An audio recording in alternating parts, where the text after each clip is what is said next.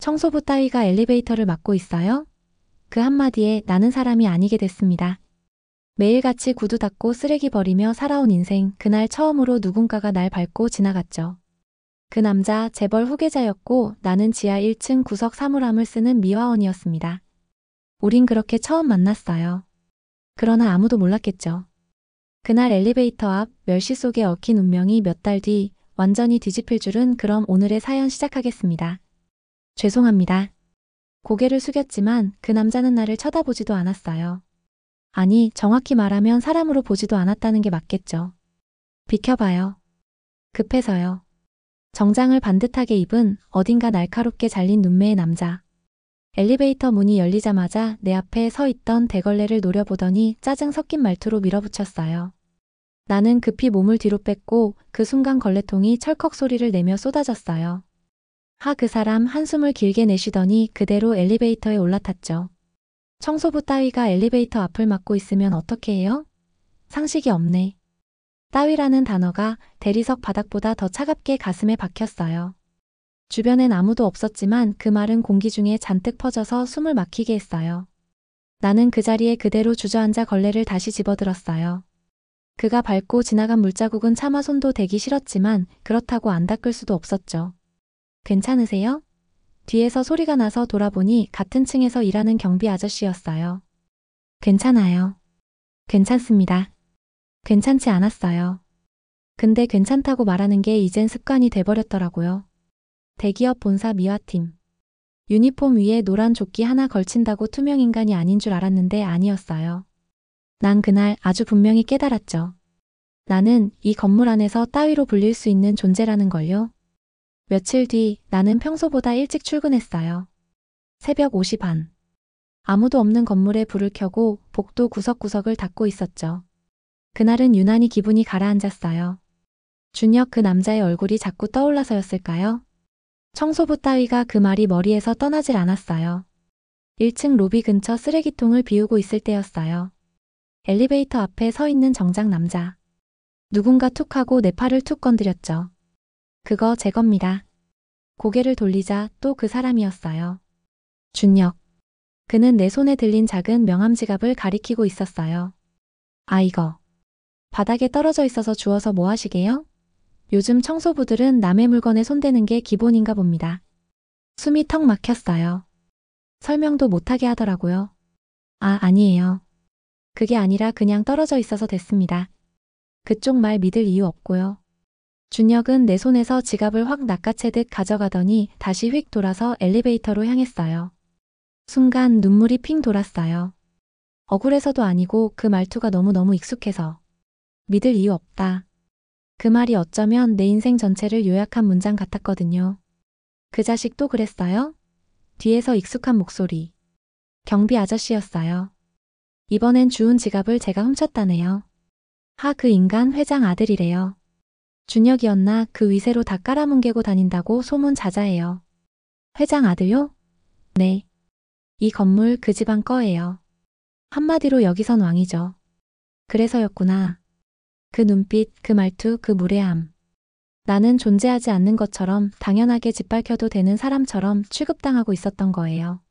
하지만 그날 오후 그 준혁이라는 남자가 나를 한참 바라보더라고요. 말도 없이. 멀리서. 한참을. 뭔가 뭘 느낀 걸까요? 그날은 비가 왔어요. 본사 유리창 밖으로 얇은 물줄기가 흘러내리고 나는 우산도 없이 건물 안을 뛰어다니고 있었어요. 로비 입구 매트가 젖어 미끄러질까봐 기계실 쪽 배수구도 체크해야 했거든요. 그런데 지하주차장 입구. 누군가 바닥에 주저앉아 있었어요. 저기 괜찮으세요? 흠칫 놀란 얼굴로 돌아본 그 사람 준혁이었어요. 정장 바지 무릎이 찢어져 있고 손목엔 피가 조금 배어 있었어요. 계단에서 미끄러졌나 봅니다. 괜찮습니다. 그 와중에도 차분하고 건조한 말투는 여전했죠.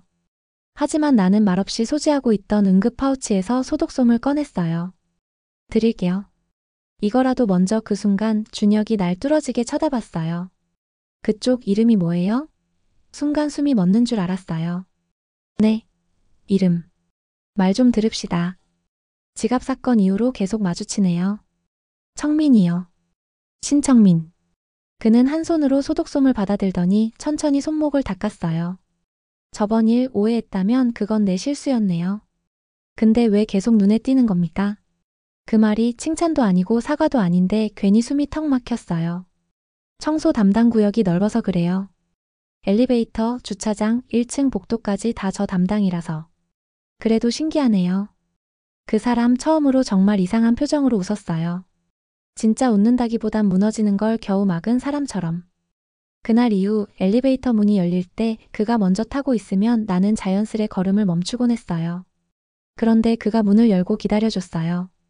눈 한 번 마주치지도 않고 말 한마디 없었지만 그 침묵 안에서 뭔가 변하고 있었어요. 저 그냥 자판기 고장나서 내려왔는데요. 그럼 올라가세요. 2층은 출입 제한이니까. 관리팀 여직원이 황급히 손짓하며 나를 돌려세우려던 그 순간 엘리베이터 문이 열리고 그가 준혁이 나왔어요. 그 청소부 오늘 내 비서 대신입니다. 네.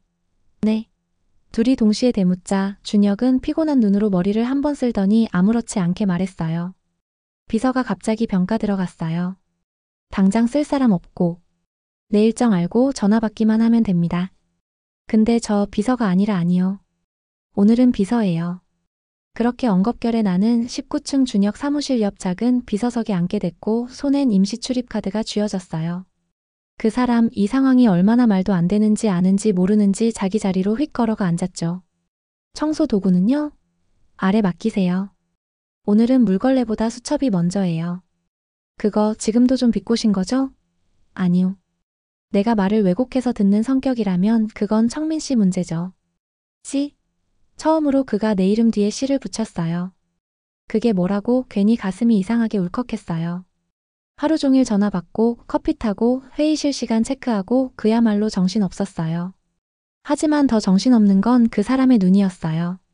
가끔 정말 가끔 무표정한 얼굴 사이로 그의 눈빛이 스치듯 흔들릴 때가 있었거든요. 그리고 퇴근 무렵 준혁이 조용히 말했어요. 생각보다 괜찮네요. 내일도 시간 되죠? 비서가 청소부라 회사에서 말 나올 수도 있어요. 상관없어요. 이 회사는 제 겁니다. 그 말이 어쩌면 모든 걸 망치고도 모든 걸 다시 시작하게 만드는 말처럼 들렸어요. 그 사람은 정말 이상한 사람이었어요. 정식 제안입니다. 준혁은 회의록을 넘기던 손을 멈추더니 고개를 들고 말했어요. 비서직 계속 맡아보세요. 조건은 원하시는 대로 맞춰드릴게요. 숨이 턱 막혔어요. 청소부 유니폼을 벗은 지 며칠도 안 됐는데 이제는 비서 계약서를 받아든 거예요? 그럼 청소팀은요? 미화팀엔 말해뒀습니다. 전환 가능하다고. 저 아직 잘 모르겠어요. 그냥 며칠 도와드리는 거라 생각했지 이게 계속될 줄은 그럼 하루만 더 생각해보세요.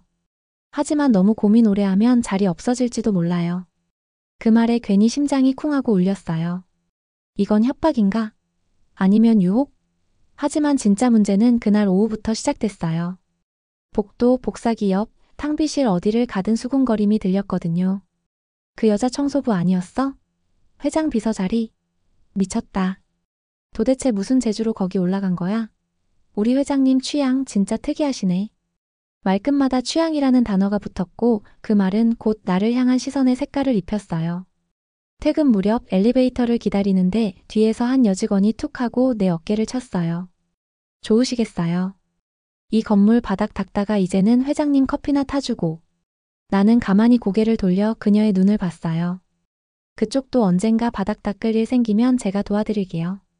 그 말에 그녀는 인상을 찌푸렸고 그때 엘리베이터 문이 열렸어요. 안에 준혁이 있었죠. 상황을 눈치챈 듯 그는 아무 말 없이 내 손에 있던 업무 수첩을 대신 받아들더니 말했어요. 타세요. 제가 말했죠. 오늘도 비서라고. 그날 밤 나는 계약서 앞에 앉아 한참을 고민했어요. 무시당할 걸 알면서도 조롱받을 걸 알면서도 그 자리를 포기하고 싶지 않았어요. 그 자리는 비서가 아니라 사람으로 대우받는 첫 자리였으니까요. 정식 비서가 되고 나서 첫 출근일 아침. 준혁은 내게 커피잔을 건네며 말했어요. 입맛에 안 맞을 수도 있어요. 근데 오늘은 제가 먼저 타봤습니다. 처음이었어요. 그 사람 손으로 내린 커피를 받는 건. 그 한 잔이 이상하게 마음을 먹먹하게 만들더라고요. 하지만 그날 오후 서류 정리를 하다 준혁 책상 서랍이 열려 있었고 파일들 사이에 한 장의 사진이 끼어 있었어요. 흑백에 가까운 오래된 사진. 3살쯤 되어 보이는 여자아이와 그 옆에 무릎을 꿇고 앉은 젊은 여자. 그리고 그 뒤 두 손을 무릎 위에 가지런히 올린 아주 낯익은 얼굴 하나. 준혁. 아기였던 그와 그 가족으로 보이는 사람들. 그런데 이상했어요. 왜 그 사진 가운데 여성 얼굴이 일부러 지워진 것처럼 마치 손톱으로 문질러 놓은 것처럼 일그러져 있었거든요. 그거 왜 보고 있죠? 놀라서 뒤를 돌아보니 준혁이 문가에 서 있었어요. 정적이 흘렀고 그는 천천히 내 손에서 사진을 빼앗더니 책상 안 깊숙이 밀어넣었어요. 죄송합니다. 서류에 끼어 있어서 그냥 호기심이었습니까? 아니면 동정? 아니에요. 그냥 눈에 들어와서. 그 사진 속 아이 회장님 닮았어요. 그 순간 준혁이 미묘하게 멈췄어요. 그 여자 엄마 아닙니다. 네. 그 사진 오래전에 찢었는데 아버지가 복사해 붙였어요.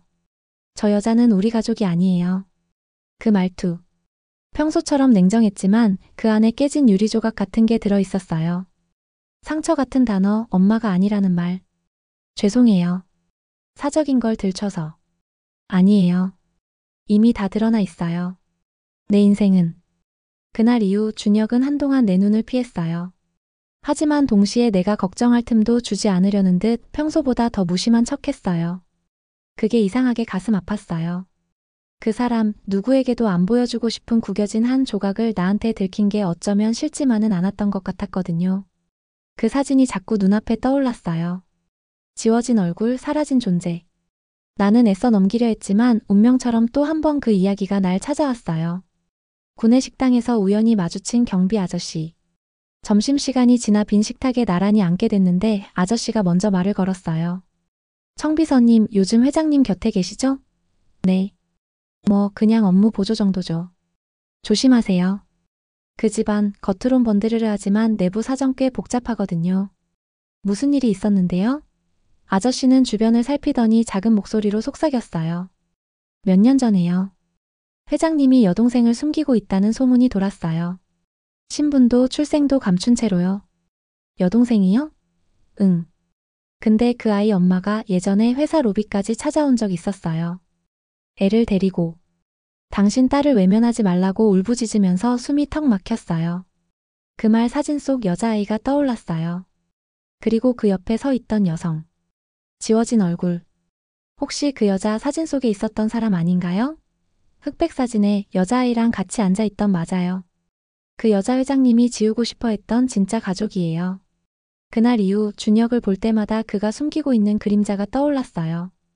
왜 그렇게 차갑게 구는지, 왜 사람을 쉽게 내치고 그렇게 철벽을 치는지 이제야 조금 이해가 됐어요. 그는 자기 존재가 누군가에게 부정당한 채 커버린 사람이었어요. 그날 저녁 회장실 앞 소파에 앉아있는 내게 준혁이 조용히 다가와 말했어요. 그 사진 자꾸 생각나죠? 네. 죄송해요. 지금은 괜찮으세요? 그는 한참 말이 없다가 이렇게 말했어요. 그 여자가 진짜 날 낳았다는 사람이에요. 정적. 무거운 말 하나가 공기 속에 떠있던 모든 걸 내리눌렀어요. 그래서 왜 지웠어요? 그 얼굴을. 왜냐고요? 그는 작게 웃었어요. 슬프게 그리고 아주 조용하게. 그 여자가 날 버렸거든요. 준혁의 말에 나는 아무 말도 할 수 없었어요. 그가 웃는 듯 말했지만 그 눈빛은 어디에도 기대지 못한 사람의 그것이었거든요. 3살 때였어요. 그 여자가 나를 백화점 쇼핑백에 담아놓고 갔어요. 지하철 역사 한쪽에. 장난이죠? 아니요. 실화예요. 가슴이 쿵하고 내려앉았어요. 그 말도 안 되는 이야기 속에서 그가 어린 날 어떻게 울고 있었을지 상상도 못하겠더라고요. 그 이후로 난 아버지 집에 끌려갔고 그 여자는 완전히 사라졌죠. 그런데 몇 년 전 아이를 데리고 찾아왔어요. 자기가 키웠던 딸이라며. 그럼 여동생이 아니에요. 유전자 검사도 해봤어요. 전혀 관련 없는 아이. 결국 그 여자 또 거짓말이었어요. 나는 입술을 꾹 다물었어요. 그 사람의 세계엔 진짜라고 믿을 수 있는 사람이 단 한 명도 없었던 거예요. 그런데도 그는 나한테만큼은 단 한 번도 거짓말을 하지 않았어요. 며칠 뒤 회사 로비에서 갑작스럽게 회장 준혁의 아버지를 마주쳤어요. 청민 씨죠. 그 사람은 내가 이름을 말하기도 전에 정확히 알고 있었어요. 비서로 들어왔다더군요. 전직은 미화팀이라고 들었고. 네, 맞습니다. 괜히 사람 헷갈리게 하지 마요. 그 말 차갑고 명확했어요. 우리 준혁이 어떤 여자 앞에서 약해지는 건 처음 봤어요. 하지만 그게 당신일 필요는 없지 않겠습니까? 한 발 내디딜수록 우리는 위험해졌어요. 준혁은 점점 다가왔고 나는 점점 피할 수 없게 됐고 그리고 그 사람의 그림자가 된 아버지의 압박은 날 점점 구석으로 몰아세웠어요. 그날 밤 준혁이 말했다. 내가 처음으로 누군가 곁에 두고 싶단 생각했어요. 그게 청민 씨였어요. 그 말에 나는 아무 대답도 하지 못했어요. 그게 고백이라는 걸 알면서도 이 마음을 받아도 되는지 내가 감당할 수 있을지 두려웠어요. 사직서를 꺼내든 건 그날 밤 잠도 못 자고 회사 앞 벤치에 앉아 밤을 새운 뒤였어요. 가슴이 답답하고 숨이 잘 쉬어지지 않을 만큼 회장의 말이 머릿속에 맴돌았거든요. 우리 준혁이 누굴 지키려는 건 처음이야. 하지만 그게 당신이어선 안 돼. 나는 내 자리가 누군가에게 무거운 짐이 되는 게 싫었어요. 준혁이 나 때문에 더 많은 걸 잃게 되는 게 무서웠고요. 그만두시겠다고요?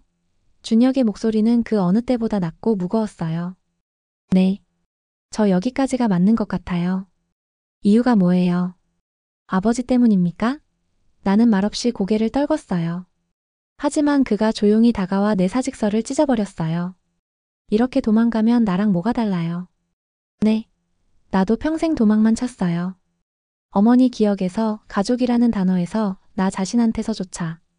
그는 눈을 꾹 감더니 조용히 말했어요. 근데 청민 씨 앞에 서는 건 처음이었어요. 내가 나로서 선 거. 가슴이 먹먹했어요. 눈물이 나올 것 같았어요. 하지만 고개를 저었죠. 그래도 안 돼요. 회장님은 그냥 경계하신 게 아니에요. 없애야 할 대상으로 봤어요, 저를. 그럼 날 피하겠단 거예요? 그래도 날 피하지 말아요. 적어도 그건 아니잖아요. 순간 그의 손이 내 손등을 스쳤고 그 작은 온기가 내 모든 감정을 무너뜨렸어요. 나는 그 앞에서 울어버렸어요. 억지로 눌러왔던 말들이 터져나오듯이. 나 지금 너무 무서워요. 회장님도 이 감정도 그리고 당신까지 잃을까봐. 준혁은 아무 말 없이 내 눈앞에 조용히 손을 내밀었어요. 그럼 도망치지 말아요. 같이 싸워요. 이런 거 처음이라 나도 서툴지만 청민 씨라면 할 수 있을 것 같아요. 회장실에서 마지막 통화를 끝내고 준혁은 말없이 창밖을 바라봤어요. 나는 그의 옆에서 조용히 손을 잡고 있었어요. 이제 괜찮아요? 응. 아버지랑 얘기했어요. 이제 내 인생 내가 결정한다고. 회장은 분노했지만 결국 말했어요. 네가 끝까지 붙들겠다면 그 책임도 내 몫이다. 그 말은 허락도 아니고 축복도 아니었지만 적어도 이제부터는 누가 대신 정하지 않는다는 의미였어요.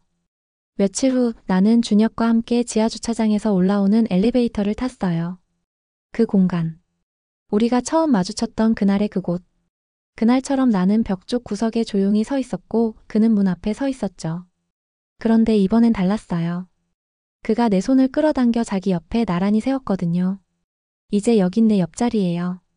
그 한마디에 내가 흘린 수많은 눈물, 견뎌낸 수치심과 오해, 모든 게 다 위로받는 느낌이었어요.